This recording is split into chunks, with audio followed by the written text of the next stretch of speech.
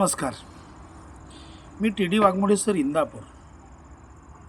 आज आपणा सर्वांना माहीत आहे 5 सप्टेंबर.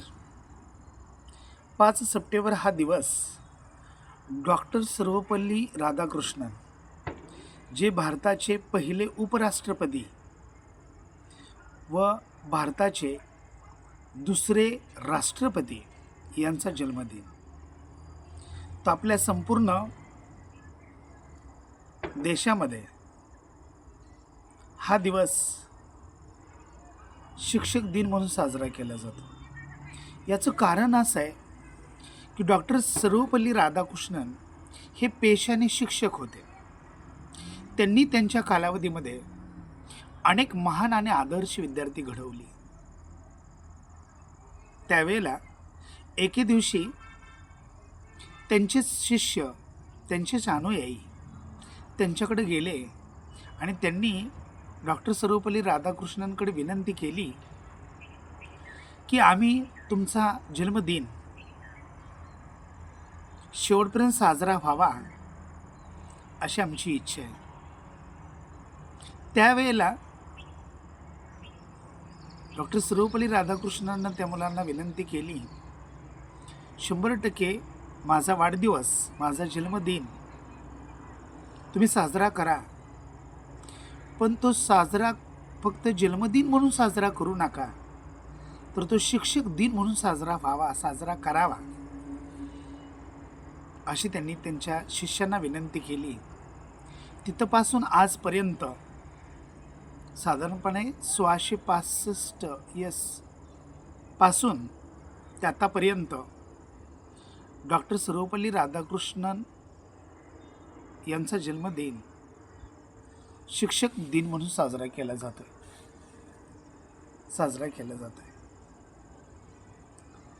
आज या निमित्ताने ज्या गुरूंनी मला घडवलं, ज्या गुरूंनी मला आदर्श मिळवून दिला, ज्या गुरूंनी मला इंग्रजी विषयाचा आदर्श शिक्षक बनवलं, त्या गुरूंना सगळ्यात अगोदर शतश नमन.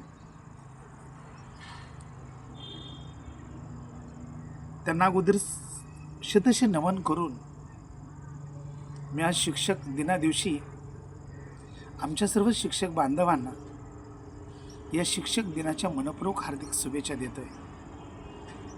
खरोखरच तुमच्या आमच्यासारखं महान कार्य खऱ्या अर्थानं दुसरं कोणी करू शकणार नाही आहे. कारण शिक्षक हा बघा, या 3 शब्दामध्ये शिक्षक, शी म्हणजे शिस्तप्रिय, क्ष म्हणजे क्षमाशील आणि क म्हणजे कर्तव्यदक्ष, ही शिक्षकाची व्याख्या आहे. रात्रंदिवस त्याच्या मनामध्ये एकच विचार असतो की माझा विद्यार्थी घडला पाहिजे.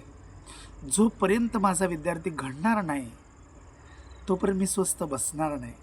कारण प्रत्येक विद्यार्थी घडला तर तो विद्यार्थी प्रत्येक घरातला असेल, प्रत्येक घरातील विद्यार्थी घडला तर प्रत्येक घर घडेल, आणि प्रत्येक घर घडलं तर समाजातला प्रत्येक विद्यार्थी घडला तर समाज घडेल, आणि समाज घडला तर गाव घडेल, पर्यायाने तालुका घडेल, जिल्हा घडेल, राज्य घडेल आणि देश घडेल. म्हणून प्रत्येक घरातील विद्यार्थी स्वावलंबी बनणं काळाची गरज आहे. मग असं स्वावलंबी बनण्याचं आदर्श कार्य आमचे आदर्श शिक्षक स्वतःचा आदर्शवाद विद्यार्थ्यांना देऊन करतायत. खरोखरच असंच आदर्शवादी कार्य आपण आपल्या जीवनामध्ये करत राहावं. कारण आपण जर आदर्श विद्यार्थी घडवले तर 100% ते आदर्शवादी विद्यार्थी आदर्श शिक्षकाचा आदर्शवाद समाजाला आदर्शपणे सांगतात. हे आदर्श शिक्षकानं आदर्श विचार देताना विसरता कामा नये असं मला वाटतं. कारण आणि विद्यार्थ्यांनी सुद्धा एकच ध्यास घेतला पाहिजे. कारण लक्षात घ्या, जर तुम्ही आम्ही आदर्श घडलं आणि आपलं आदर्श कर्तव्य प्रामाणिकपणे केलं तर ते कर्तव्यच तुम्हाला महान बनवणार आहे. ते कर्तव्यच तुम्हाला यशाच्या शिखरावरती नेणार आहे.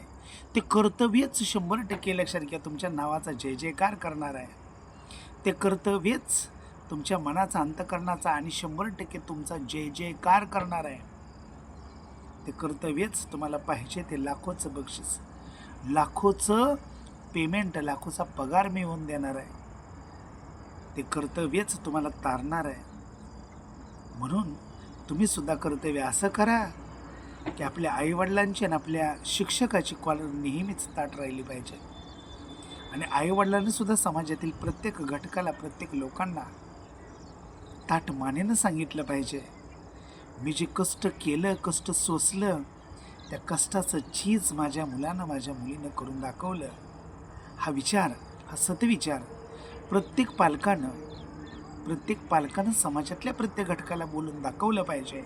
असं महान कार्य आज शिक्षक दिना दिवशी आमच्या सर्वच प्रिय विद्यार्थी मित्रांना सांगतोय, आपल्या हातून घडलं पाहिजे.